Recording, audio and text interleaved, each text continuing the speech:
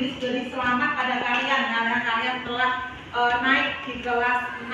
Kalian harus lebih bersemangat lagi ya, naik di kelas 6 ya. Biar kalian lebih bersemangat, kita tepuk dulu, oke? Tepuk semangat, bisa tak? Oh, ya. Tepuk semangat.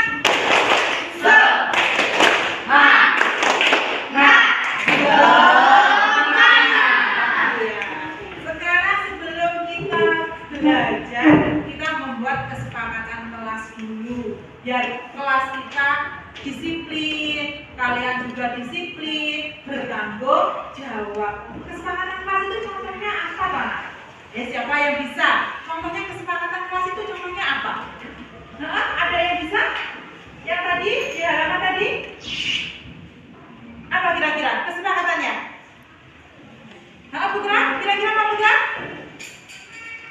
Iya, melaksanakan piket kelas. Apalagi? Disiplin dalam belajar. Ya, sekarang kamu bisa membuat kesepakatan kelas. Sekarang kamu tulis di kertas itu. Kamu tulis kesepakatan kelasnya apa? Ya, ditulis. Ya, ditulis kesepakatan kelasnya apa? Kesepakatan kelasnya.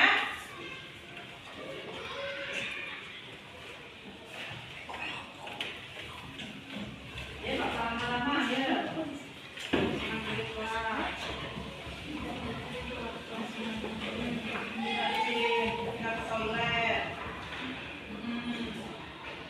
Belajar dengan sungguh-sungguh. Apa lagi?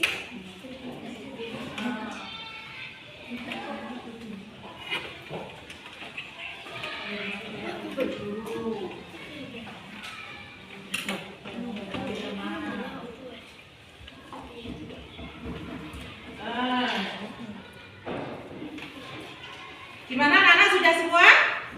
Ya, yang sudah sekarang ditempel. Ya, kelasnya ditempel langsung. Ya, satu anak sini dulu. Ayo, ditempel. Sini. Ya, anak Putra di sini, anak Putra. Oke. Oh, Kak, kan? Oh, dong. Ini. Wow, ya, kontak papat, kontak papat. Ayo. Kalau mau sih Kak, boleh Kak.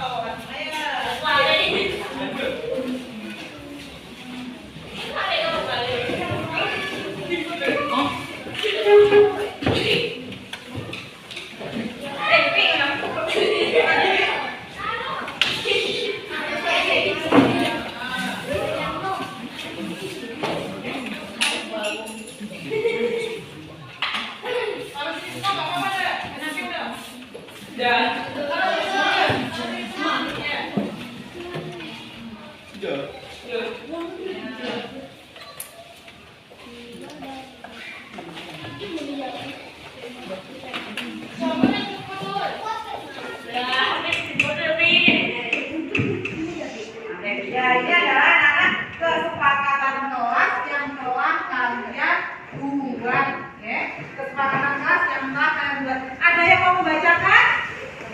Loh, ayo, ada Denis, ya. Baca Denis, yang pertama Denis. Gue bikin jadi buku. Ya, Denis, ya.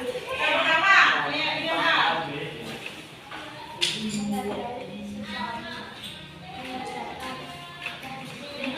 Terus, ini.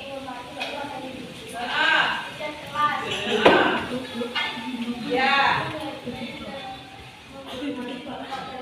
Iya, sudah tadi. Ya, anak-anak, ini adalah kesepakatan kelas yang telah kita buat bersama. Kalian harus menyepakatinya. Seandainya kalian tidak menyepakati, bagaimana anak-anak? Konsekuensinya? Hah? Ayo, apa konsekuensinya? Ya, pokoknya kita harus menyepakatinya, anak-anak ya. Dan anak-anak, sekarang sudah jam istirahat. Kita harus menyepakati kesepakatan kelas yang telah kita buat. Sekian dari Bu Wilis. Wassalamualaikum warahmatullahi wabarakatuh.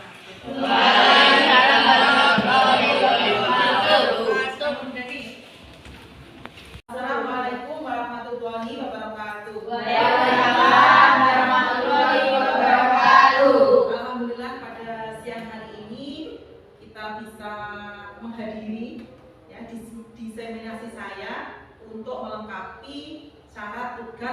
menjadi guru penggerak.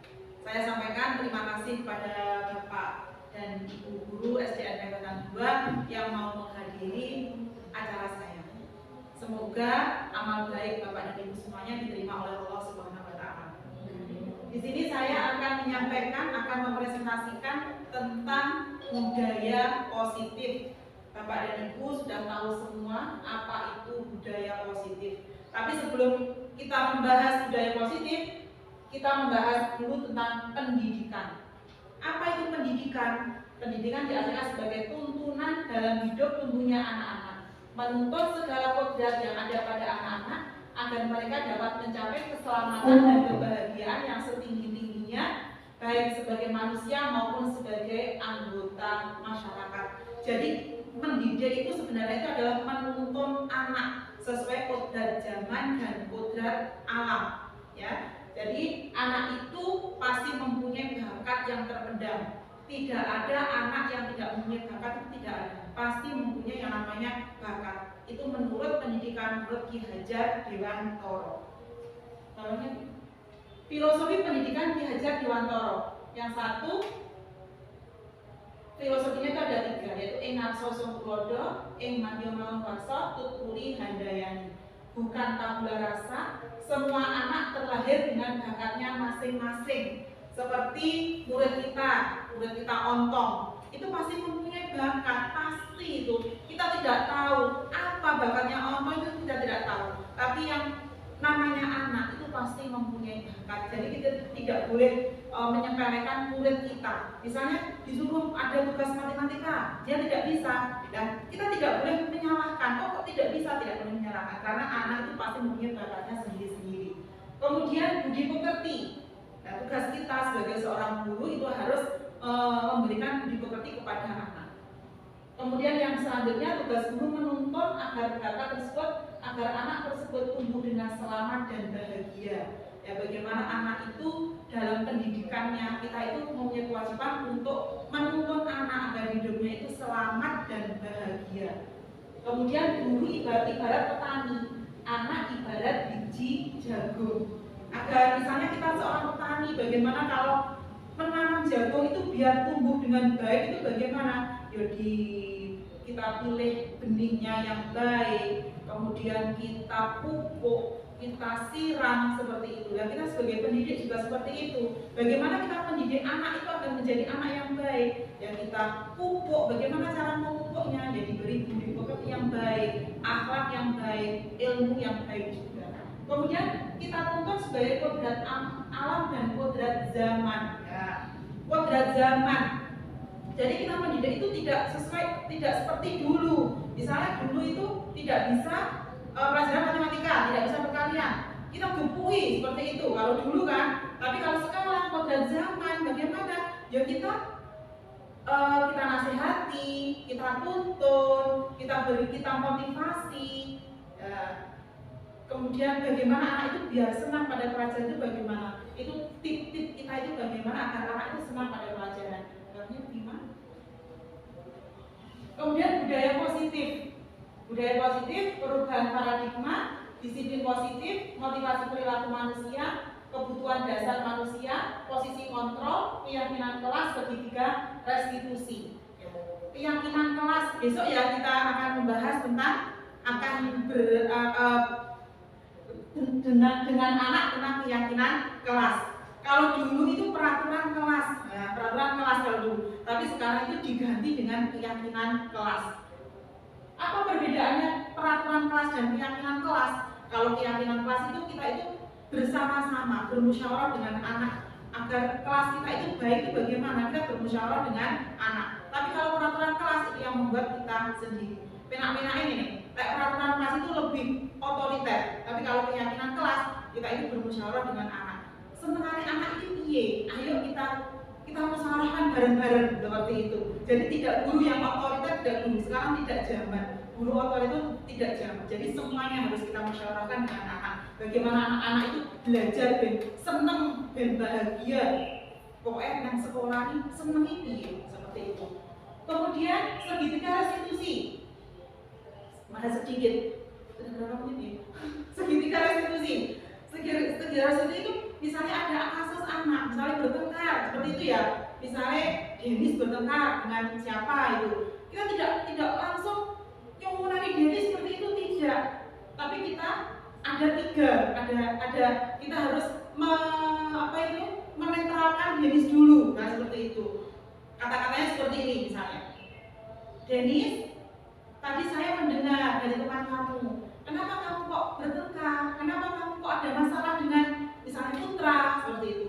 Kemudian misalnya Denis menjawab, no, nah seperti itu ya. Kemudian gurunya bilang seperti ini, ya nggak apa-apa Denis, Bu Lilis dulu juga pernah bertengkar dengan teman, itu adalah hal yang wajar, seperti itu.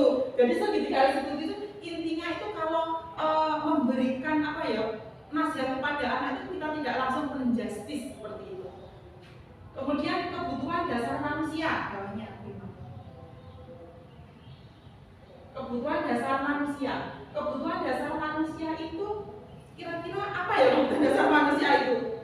Kita ingin apa kebutuhan dasar manusia itu? Ingin bahagia, ingin dicinta, ingin mendapatkan kasih sayang, ingin mendapatkan perhatian. Itu adalah salah satu contoh-contoh kebutuhan dasar manusia. Bawahnya 5. Budaya positif di sekolah yaitu nilai-nilai dan kebiasaan-kebiasaan di sekolah yang berpihak pada peserta didik agar mereka dapat berkembang menjadi pribadi yang kritis, penuh hormat dan bertanggung jawab. Perubahan paradigma. Terus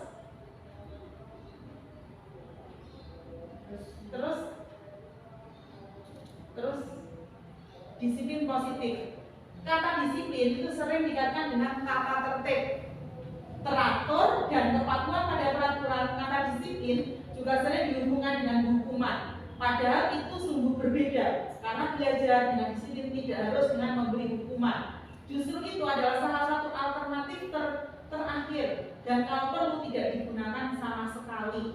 Jadi kalau kita menerapkan disiplin pada anak, misalnya anak itu tidak menerapkan disiplin yang kita buat, itu kita tidak boleh menghukum seperti itu. Ketika anak mendapatkan nilai yang bagus, kita tidak boleh juga memberi hadiah seperti itu. Jadi ketika anak berbuat salah, kita tidak boleh menghukum. Ketika anak mendapatkan nilai yang bagus misalnya, sudah mengerjakan apa, kita juga tidak perlu memberi hadiah. Tapi apa?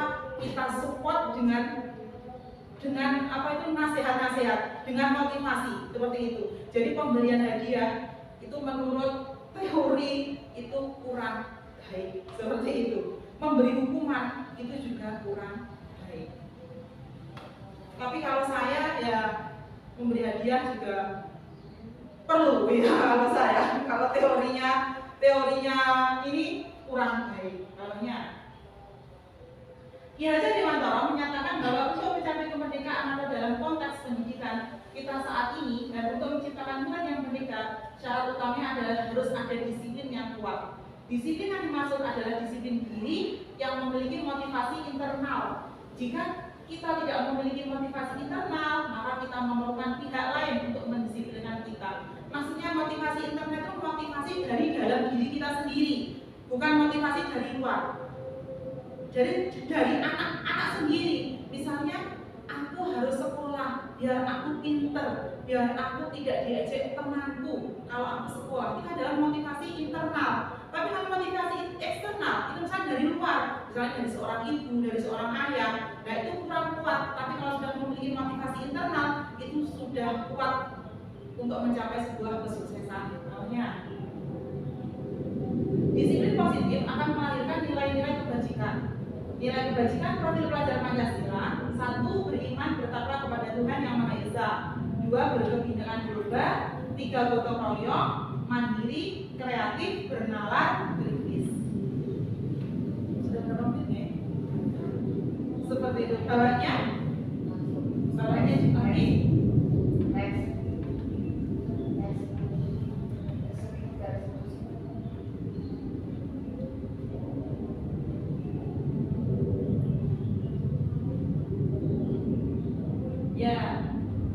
Ya ini aja. Kebutuhan dasar manusia seperti tadi ya. 1. Kebutuhan untuk bertahan hidup. 2. Cinta dan kasih sayang. 3 kebebasan, 4 kesenangan, 5 kekuasaan. Ya, lanjut lagi. Posisi kontrol ya ini. 5 posisi kontrol ya. 1 sebagai seorang penghukum, 2 membuat orang merasa bersalah, 3 sebagai teman, 4 monitor, memantau, 5 manajer. Dan kita sebagai seorang guru itu harus bisa menempatkan diri kita di 5 posisi kontrol ini. Dan yang paling tepat kita itu sebagai manajer, yaitu respon yang menunjukkan tanggung jawab guru dalam posisi terakhir. Manajer adalah posisi mentor, di mana guru berbuat sesuatu bersama dengan murid, mempersilahkan murid mempertanggungjawabkan perilakunya, mendukung murid agar dapat menemukan solusi atas permasalahannya sendiri. Tapi kita sebagai posisi mentor tidak hanya sebagai manajer saja, tapi kita juga bisa sebagai seorang teman, yaitu guru pada posisi ini tidak akan menyakiti murid, namun akan tetap berupaya mengontrol murid melalui persuasi. Sekarang segitiga restitusi. Ada 3 tindakan. Yang pertama adalah menstabilkan identitas. Kemudian yang kedua, validasi tindakan yang salah. Kemudian yang ketiga, menanyakan keyakinan. Seperti tadi ya, yang pertama menstabilkan identitas. Misalnya, saya tadi mendengar kalau kamu bertengkar dengan teman kamu. Terus jawabannya, iya Bu. Kenapa? Ya nggak apa-apa, karena saya dulu juga pernah seperti itu. Terus validasi tindakan yang salah. Next Buna. Terus kalau validasi tindakan yang salah itu kita membuat apa itu cara pemecahan masalahnya. Jadi kita tidak langsung menjudge anak, misalnya bertengkar apa seperti enggak, tapi kita harus mencari solusinya bersama-sama dengan anak. Kemudian membuat kesepakatan dengan anak seperti itu. Demikian yang bisa saya sampaikan tentang posisi kontrol, tentang segitiga restitusi, tentang budaya positif. Ada yang ditanyakan? Nggak ada. Kalau nggak ada, saya ucapkan terima kasih yang sebanyak-banyaknya. Terima kasih. Wabillahi taufiq wal hidayah. Wassalamualaikum warahmatullahi wabarakatuh.